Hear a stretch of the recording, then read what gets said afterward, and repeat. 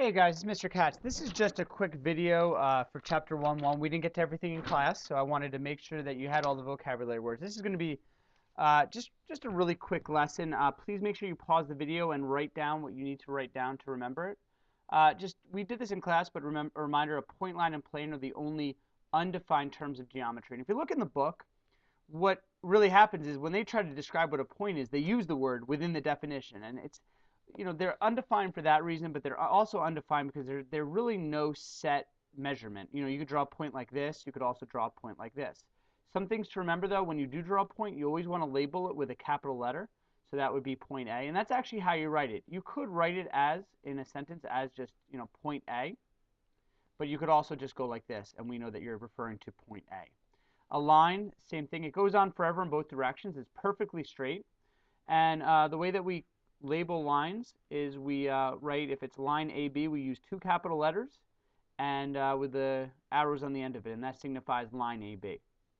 A plane, and a line is through any 2 points, there's only one line. That's really important to know.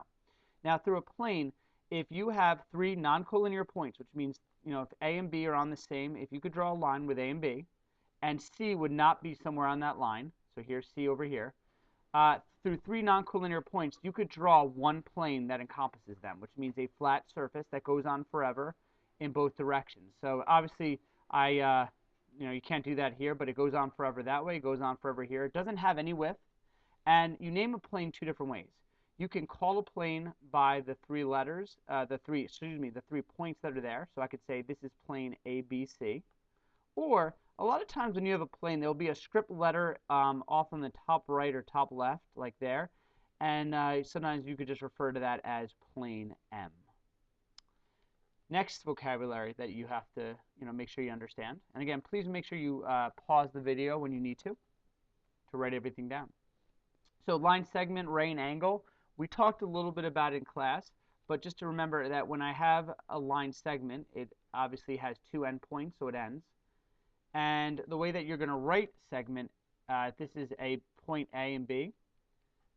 You would either write it like this, two capital letters with a line above the top but no arrows, or you could even, some students put endpoints on them, but you don't really have to. So if I'm talking about line segment AB, this is how I would write it. A ray is a line which actually comes to a vertex at one point. An endpoint. So this would be vertex, and you need another point on the ray. So this would be ray AB. And the way that you'd write it would be like this.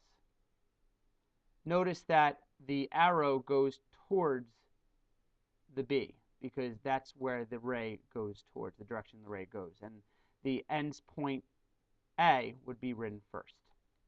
Angle, we talked about that also in class, but just a reminder, this is the vertex. So that's vertex A. You need two other points to name an angle. So an angle would be, you could either write angle BAC. You could also write that as angle CAB, but you can't start off the angle with an A because the vertex has to be in the middle. Another way sometimes you'll see is that there'll be a number associated with that angle, so that you could also refer to as angle 1 when you're talking about it. Collinear, coplanar, these may be new words. Collinear means essentially on the same line. So right here, if I have point A, B, and C, these are all collinear.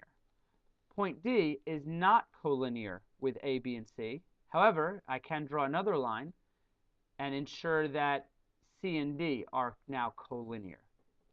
Coplanar means on the same plane. So this is a little bit hard to sketch out, but you can have planes going in two different directions. So you can see right here, this plane in red, and then you also have a plane right here in blue. Coplanar would mean that you have a bunch of points that are all contained on this same plane. So these 3 points are coplanar, whereas those blue points are not coplanar with that green point. Another thing to remember is that any 3 points you can draw a plane through. So any 3 points will be coplanar, but a fourth point may or may not be on that same plane, so they may or may not be coplanar. And a vertex we talked about, I'm mistaken and said that is a vertex. A vertex is where two lines meet, And at that exact point where they intersect, that is the vertex.